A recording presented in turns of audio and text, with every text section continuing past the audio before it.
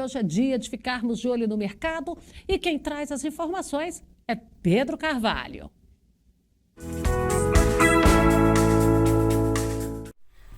Olá, Fabélia, e olá a todos do Sucesso no Campo. É um prazer estar aqui mais um dia com vocês para falar um pouquinho sobre os mercados de soja e milho, tanto aqui na nossa região, né, no sudoeste goiano, quanto Brasil e mundo. Como a gente sabe, os olhos hoje estão todos focados na safra norte-americana, com o tradicional Crop Tour, né, o Pro Farmer, estando acontecendo ainda durante essa semana, mas já com resultados da semana passada, e principalmente o que tem, né, as notícias são todas em torno do clima. Como a gente já tem atualizado, né, na última semana e nessa também, o clima nos Estados Unidos, nas regiões produtoras, ele está faltando chuva, ele está com menos chuva do que a média, em algumas áreas já com seca de fato, e um pouco mais quente do que a média também. O que isso significa? Isso significa que para a soja a gente ainda pode ter mais uma quebra, mais uma redução de produtividade, porque agora é uma época fundamental para enchimento de grãos, né? E óbvio, isso vai depender muito aí da capacidade hídrica dos solos lá e da tecnologia, que a gente vê que tem melhorado muito. Então talvez a gente possa até ter alguma surpresa, né, de não ter uma quebra tão significativa, mas o fato é que está faltando chuva e está faltando e está com excesso de calor, tá? Já para o milho, esse problema não é tão significativo mais. Por quê? Porque o milho já passou da fase de enchimento de grãos, a grande maioria das lavouras, e isso não vai impactar tanto na produtividade, tá?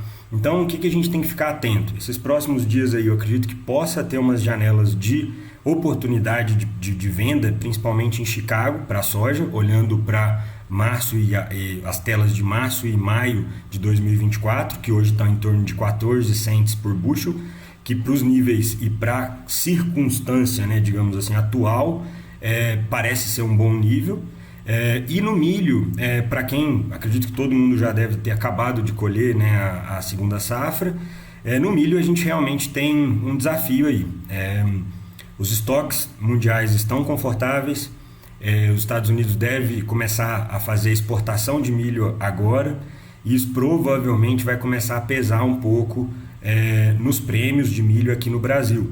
Então, infelizmente, o cenário de milho não é muito positivo e não parece fazer muito sentido segurar esse milho até janeiro, fevereiro, que seja, tá?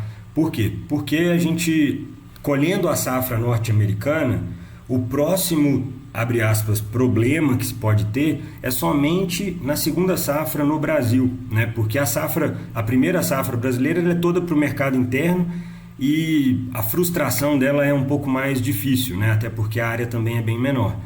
Então a gente acredita que no milho o cenário ele não tem muito potencial de alta, mas já na soja a gente pode ver algumas oportunidades. E aí, óbvio, né, gente, a gente tem que pensar também no câmbio. Já o câmbio, eu acredito que a gente vai ter oportunidade sim da nossa moeda, né, ser negociada acima de R$5 por dólar, né, ainda acredito que no mês que vem, sabe? As notícias fiscais do governo, as notícias da realidade, né, tirando toda a espuma, elas não são muito boas. O governo está gastando mais do que historicamente, né, os maiores gastos públicos históricos, criando mais ministérios, retirando, por exemplo, o imposto de renda, né, se isso for aprovado, até R$5.000, o que é um corte de receita absurdo, né? E as coisas não parecem que vão parar em pé, apesar das boas notícias, né, das reformas que estão sendo feitas, que a gente sabe que é porque está rolando bastante incentivo para que essas reformas sejam aprovadas, né? Então, pessoal, é isso. Espero que vocês gostem dos nossos comentários e qualquer coisa, entre em contato conosco pelo telefone que provavelmente vai aparecer aí embaixo, para a gente conversar mais sobre o mercado e também poder ter oportunidade aí de comercializar. Um grande abraço e ótima semana a todos.